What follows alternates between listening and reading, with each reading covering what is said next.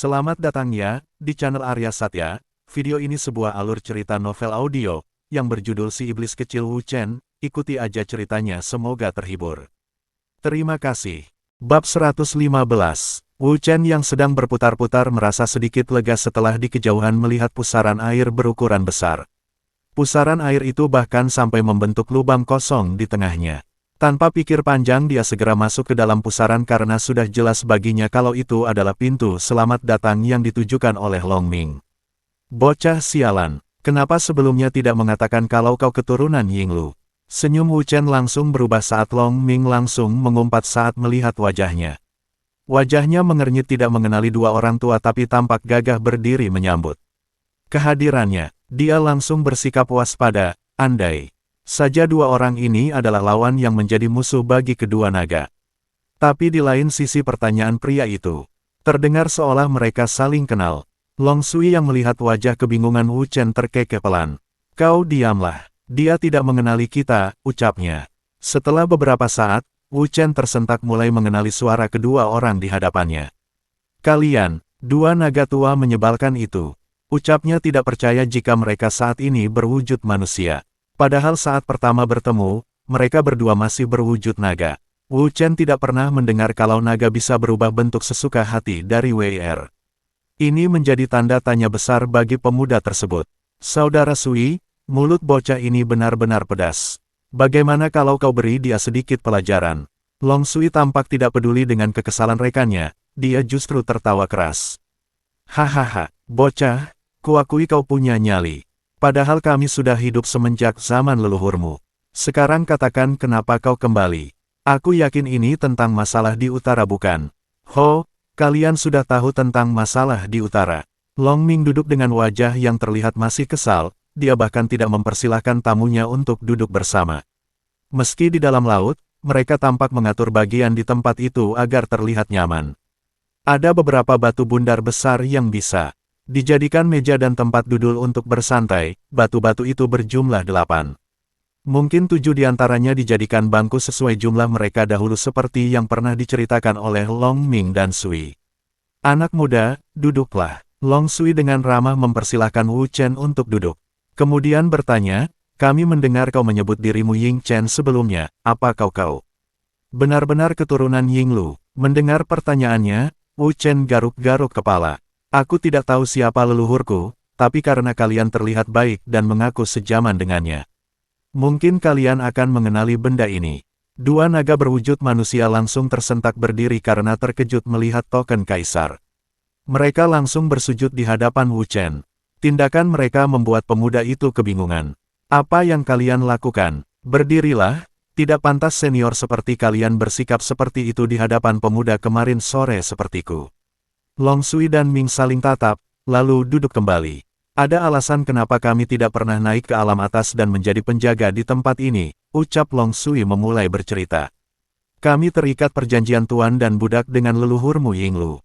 Lalu ditugaskan untuk mematuhi dan membantu putranya Ying Kang, kaisar pertama yang menguasai benua tengah. Meski dia tidak menganggap kami sebagai budak, Long Sui kembali bercerita. Wu Chen dengan antusias menyimak tanpa menyela perkataannya.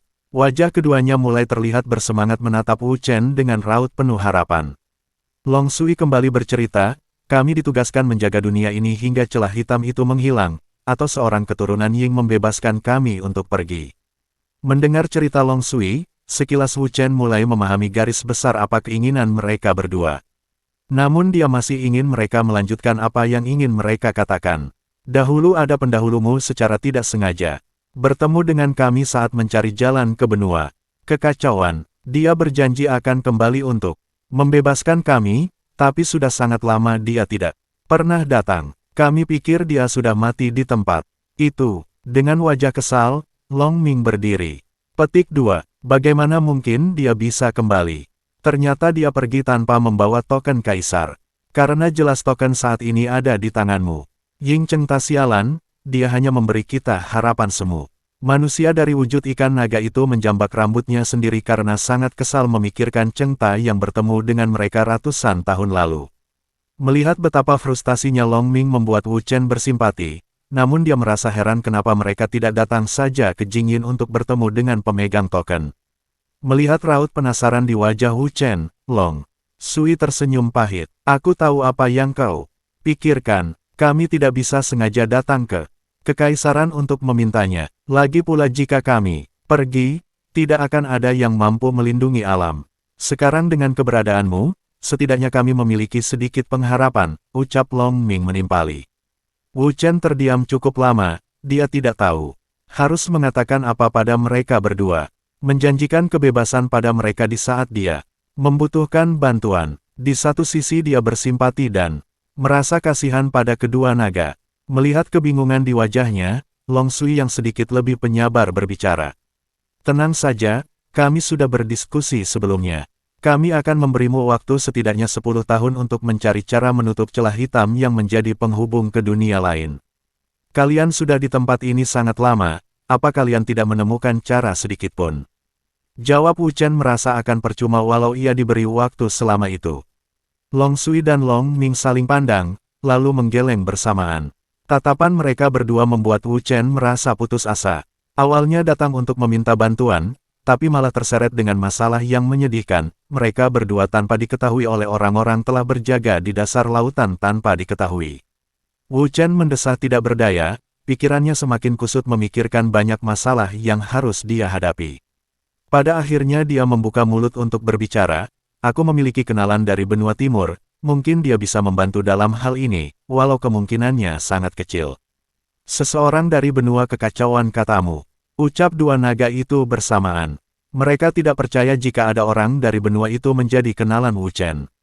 Dia seekor rubah naga yang sudah menjadi separuh manusia, namanya WR, sudah membantuku beberapa tahun ini hingga berhasil menjadi manusia naga. Omong-omong, kenapa kalian bisa berubah bentuk kembali menjadi monster naga setelah menjadi manusia?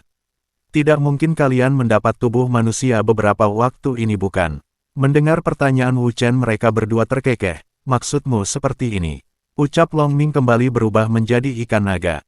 Perubahan wujudnya berhasil membuat Wu Chen terperangah. Bagaimana mungkin kalian bisa kembali setelah menjadi manusia sejati? Manusia sejati, ucap Long Sui saling tatap dengan Long Ming yang kembali ke wujud manusia. Hahaha, bocah, kami lebih dari itu. Kami adalah naga sejati, memiliki perubahan wujud sesuka hati. Jangan samakan kami dengan naga lemah yang tidak memahami dan kebanggaan sebagai naga, mereka malah sangat bodoh menginginkan menjadi manusia dalam waktu yang lebih singkat. Naga sejati, gumam Wu Chen yang tidak tahu apa-apa, baginya ini adalah pengetahuan baru. Bahkan WR dan Dayuan tidak memahami konsep seperti ini. Saudara Sui, bagaimana pendapatmu? Apa pemuda ini bisa menjadi naga sejati? Kalau dipikir-pikir kau bukan monster asli bukan? Ucap Long Ming bertanya pada Wu Chen. Pada akhirnya Wu Chen menjelaskan secara gamblang apa yang terjadi pada hidupnya hingga mendapatkan tubuh naga. Mata peri katamu. Dua sosok tua itu langsung berdiri saat mendengar cerita Wu Chen bercerita tentang Mulian. Jika benar yang kau ceritakan, cirinya sama dengan mata Dewi. Bocah, di mana gadis itu? Dia mungkin bisa menyelesaikan masalah mengenai celah antar dunia. Mata Long Ming dan Long Sui langsung berbinar, meski belum pasti jika pemilik mata peri bisa menyelesaikan masalah mereka saat ini. Melihat mereka bersemangat, Wu Chen dengan sedikit ragu-ragu bertanya, apa kalian pernah bertemu dengan pemilik mata peri sebelumnya? Tentu saja, mata peri seharusnya milik seseorang di alam atas. Tapi terbawa jatuh saat benua kekacauan diturunkan ke dunia kita. Seorang dewa gugur dalam perang menurunkannya pada seorang bayi yang menjadi penghuni benua kekacauan. Bayi itu tumbuh besar dan berhasil mencapai ranah Raja Surgawi, tapi sayangnya dia gugur bersama Yinglu dengan mengorbankan diri untuk memindahkan benua itu ke dimensi yang berbeda dari 4 benua lainnya. Long Sui bercerita dengan semangat, suaranya menggebu-gebu. Mereka tidak percaya jika mata Dewi atau saat ini lebih dikenal dengan mata peri bisa muncul di tempat selain benua kekacauan. Dengar, kau harus menjaga gadis itu. Dewa, satu-satunya harapan kita kalau kau tidak ingin tinggal di sini selamanya untuk menggantikan kami. Wu Chen membuang wajah seraya menggaruk kepala saat mendengar perkataan Long Ming. Aku tidak mengatakan kalau aku bersedia menggantikan kalian. Mata Long Ming langsung melotot tidak percaya kata-kata itu yang keluar dari mulut Wu Chen. Kau tidak tahu diri. Kami sudah di sini berabad-abad, bahkan kehilangan rekan yang sudah seperti saudara. Saudaraku, tenanglah, ucap Long Sui menenangkan temannya yang sedang menunjuk Wu Chen dengan wajah memerah menahan marah. Anak muda, kami bisa saja pergi dari tempat ini karena Ying Su sudah mati.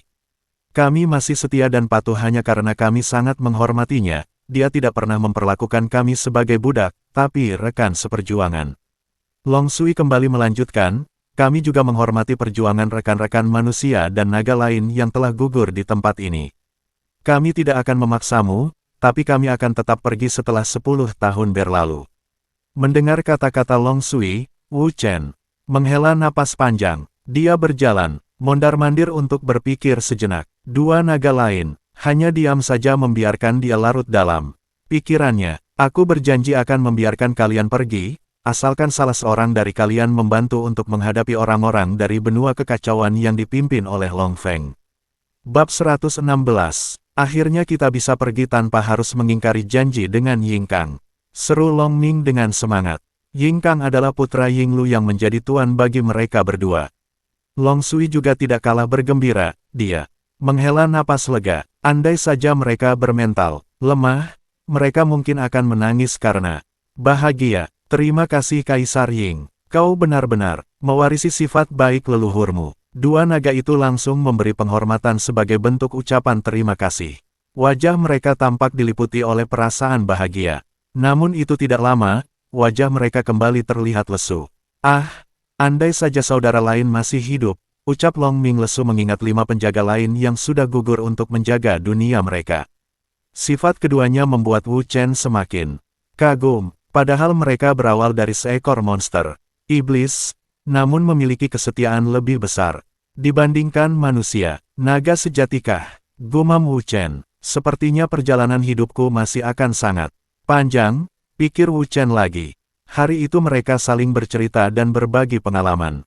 Tentu saja sesekali kedua naga tua membuat candaan garing yang akan membuat Wu Chen merasa kesal. Dari mereka yang sudah hidup jauh lama dibandingkan siapapun, Wu Chen mendapat banyak pengetahuan. Juga tentang bagaimana leluhurnya menyegel benua kekacauan. Sementara itu, rombongan kelompok Mulian baru saja sampai di salah satu wilayah paling selatan benua utara. Kapal layar yang mereka tumpangi berlabuh di kota yang disebut Kota Sanhu. Kedatangan mereka disambut langsung oleh Kaisar Si yang menguasai wilayah itu. Dia meninggalkan istananya agar penyerangan bisa lebih cepat dilakukan. Walau saat ini belum mencapai tahap puncak abadi, Kaisar Si bagaimanapun harus ikut karena ini menyangkut masalah di wilayahnya. Penduduk kota juga terlihat bersemangat, jangankan melihat ahli di tahap puncak sebanyak itu. Berkumpul, melihat seorang abadi saja sangat sulit bagi orang biasa, kecuali melihat para jenderal besar yang memiliki tugas dari kekaisaran. Mereka saat ini berkumpul di kediaman tuan kota yang menjadi tuan rumah untuk pertemuan para ahli kuat di 4 benua. Setelah sedikit basa-basi penyambutan tamu, mereka mulai membicarakan masalah yang tengah dihadapi. Wajah-wajah semua orang mulai tampak tegang dan serius. Bagaimana situasinya? Tanya Mulian lebih dulu karena statusnya bukan hanya seorang ahli kuat, tapi juga seorang putri dan menjadi perwakilan dari kekaisaranmu. Dengan kekuatan dan juga statusnya, dia mendapat penghormatan khusus dari tuan rumah. Kaisar Si dengan wajah malu menjelaskan situasi terkini. Mereka masih berdiam menguasai kota Guangzhou, anehnya tidak ada tanda-tanda mereka akan menyerang ke kota lain. Kami juga kehilangan beberapa sekte sebelumnya. Dugaan sementara, merekalah yang menghancurkan sekte-sekte itu sebelum menyerang kota Guangzhou. Kemudian Kaisar mengeluarkan sebuah gulungan surat. Ada kabar baik dari Kekaisaran Ying. Mereka sudah mengalahkan 2 naga dan 1 raja surgawi. Saat mendengar berita itu, Mulian menghembuskan napas pendek. 3 orang di belakangnya dan juga Master Suhe yang ikut serta terlihat berseri-seri mendengar berita yang disampaikan oleh Kaisar Si. Master Ong berdiri dengan semangat, seperti yang kukatakan sebelumnya. Tidak ada yang perlu ditakutkan dari mereka. Bahkan Kekaisaran Ying yang sedang dalam kondisi lemah karena perang saudara mampu mengalahkan mereka. Benar, kita harus menyerang mereka secepat mungkin. Agar mereka menyesal telah meremehkan kita, ucap abadi lain yang berasal dari benua selatan. Kata-kata penuh semangat yang mereka lontarkan, tidak cukup membuat Kaisar Si dan dua orang ahli di puncak abadi yang bersamanya tergugah. Seorang abadi di belakang Kaisar mencoba menurunkan tensi. Tenanglah Master Ong. Kita tidak boleh tergesa-gesa dalam bertindak. Sebaiknya kita tunggu lebih dulu perwakilan dari Kekaisaran Ying. Dalam surat mereka mengatakan akan sampai setidaknya 2 hari lagi. Master Ong menatap pria di belakang Kaisar dengan tatapan kecewa. Apa kalian tidak malu jika mereka mengambil semua manfaat dari pertarungan ini? Mereka sudah mengalahkan 2 naga dan seorang Raja Surgawi. Jika terus berlanjut, mereka yang akan mendapatkan semua pencapaian. Mulian menggeleng, begitu juga dengan Kaisar dan perwakilan lain. Mereka merasa pria tua ini terlalu percaya diri. Terkadang kepercayaan diri yang berlebihan juga tidak terlalu baik. Berbagai hal harus dicermati secara matang. Belum lagi dia seperti menganggap pertarungan yang akan mereka hadapi adalah untuk mendapatkan nama besar, bukan untuk kedamaian. Perbedaan pendapat membuat suasana menjadi panas. Beberapa orang terlihat setuju dengan pernyataan Master Ong, dan beberapa lainnya menentang rencana yang ingin menyerang secepat mungkin. Perwakilan Kekaisaran Si berdiri, Master Ong. Kita tidak tahu bagaimana Kekaisaran Ying mengalahkan penyerang mereka, tapi di sini, aku sudah mencoba menghadapi seorang dari Raja Surgawi. Kekuatan mereka tidak benar-benar di luar kemampuan abadi. Aku bahkan terpaksa menahan rasa malu untuk melarikan diri agar bisa kembali menyampaikan informasi ini pada kalian. Sedangkan beberapa jenderal yang ikut denganku entah masih hidup atau sudah mati. Percayalah, kita harus mengumpulkan sebanyak mungkin orang-orang kuat untuk melawan mereka, ucapnya yang merupakan salah seorang yang berasal dari sekte paling kuat di utara. Kami harap kita bisa bekerja sama dengan baik. Ia mengakhiri perkataannya. Mulian yang awalnya tidak ingin berdebat terpaksa berdiri. Aku akan menunggu Pangeran Ying Chen dan perwakilan mereka sebelum kita membuat rencana menyerang orang-orang benua timur itu, ucap Mulian dengan suara anggun namun tetap terlihat tenang. Dia dan 3 orangnya yang paling muda di sana, keberadaan mereka sangat mencolok dibanding orang-orang kuat yang berkumpul di kediaman Tuan Kota. Master Ong tetap tidak bergeming dengan keputusannya. Bahkan apa yang disampaikan oleh orang-orang Si mengenai kekuatan Raja Surgawi tidak mampu membuatnya terlihat gentar. Kita bisa sampai ke tahap ini tentu berkat keahlian kita. Berbagai lawan sudah kita hadapi, bahkan yang lebih kuat sekalipun. Tapi kita mampu bertahan mencapai titik ini dan berdiri di puncak kultivasi di 4 benua. Apa kalian sudah lupa, semua jalan ke benua timur sudah menghilang. Mungkin dengan mengalahkan mereka, kita bisa mendapat kunci untuk pergi ke sana. Saat kata-kata terakhir yang diucapkan oleh Master Ong, para abadi puncak saling pandang. Kata-kata itu berhasil melemahkan keputusan mereka sebelumnya, kecuali Mulian yang tidak tertarik sama sekali. Dia masih muda, masih ingin menghabiskan waktu bersama orang-orang yang dia cintai sebelum pergi untuk meningkatkan kekuatan. Selama ini dia bersyukur pintu-pintu menuju benua timur sudah tertutup, sehingga tidak harus pergi begitu cepat meninggalkan kekaisaranmu. Setelah perdebatan panjang, Kaisar Si dan putrimu tertunduk lemah. Usaha mereka untuk menahan orang-orang yang ingin bertarung tanpa menunggu Pangeran Ying dan yang lain tidak berhasil.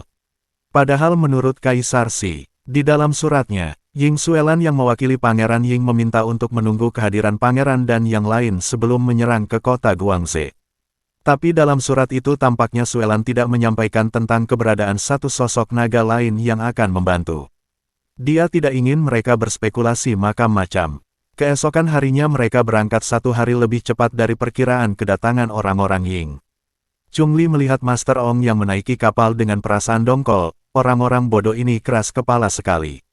Jangankan Raja Surgawi, bahkan bertemu naga saja mereka belum pernah. Kaisar Si yang mendengar Chungli mendekat, anak muda. Kuharap Pangeran Ying sekuat yang kalian ceritakan. Jika benar dia adalah manusia naga, mungkin dia yang paling kuat di antara kita. Kuharap mereka datang lebih cepat, kita harus menyatukan kekuatan untuk mengalahkan orang-orang ini. Lagi pula, mereka hanya 2 manusia dan 3 naga. Chungli mengangguk, ada keraguan-raguan dari wajahnya. Meski hanya 4 lawan, mereka mungkin akan kehilangan beberapa orang dalam peperangan kali ini. Setelah dihitung ulang, selain 6 orang di puncak abadi, total 20 orang yang berangkat menuju kota Guangzhou. Jumlah yang cukup banyak karena mereka semua adalah ahli abadi. Namun Chungli yang mengenal Wu Chen sebagai naga, sudah bisa memperkirakan kekuatan lawan. Pertarungan kali ini akan benar-benar akan menguras semua kekuatan kita, ucapnya sedikit pesimis. Meski ada kemungkinan bagi mereka untuk mengalahkan musuh, namun beberapa orang dari mereka akan menemui ajal juga tidak kecil. Xie Lian menggenggam jemari kekasihnya itu, lalu berbisik pelan. Jangan terlalu banyak berpikir, kita lakukan saja yang terbaik. Lagi pula Nona Wei belum tentu berpihak pada musuh. Saat nama Wei disebutkan, wajah mereka terlihat rumit. Entah apa yang dipikirkan oleh Wei dengan semua kebaikannya selama ini, belum jelas dia berpihak kepada siapa. Mulian dan yang lain memahami jika wanita rubah itu memiliki status budak. Bukan tidak, mungkin mereka akan tetap saling berhadapan nantinya. Meski wanita itu tidak menginginkannya. Dari jauh, ada satu sosok yang mengikuti rombongan kapal menuju kota Guangzhou. Dia bergerak sangat berhati-hati dan terus menjaga jarak agar keberadaan tidak diketahui. Aku harus mencari celah untuk mendapatkan kristal roh naga tanpa terlihat oleh putri keduamu, batin Cheng Jun yang menekan kekuatannya agar tidak terdeteksi oleh siapapun. Pria ini sudah mengikuti pergerakan mereka dari jauh-jauh hari. Berhasil bergerak dari jauh tanpa diketahui. Terima kasih, dan nantikan bab berikutnya esok hari. Salam bahagia dan selamat beraktivitas.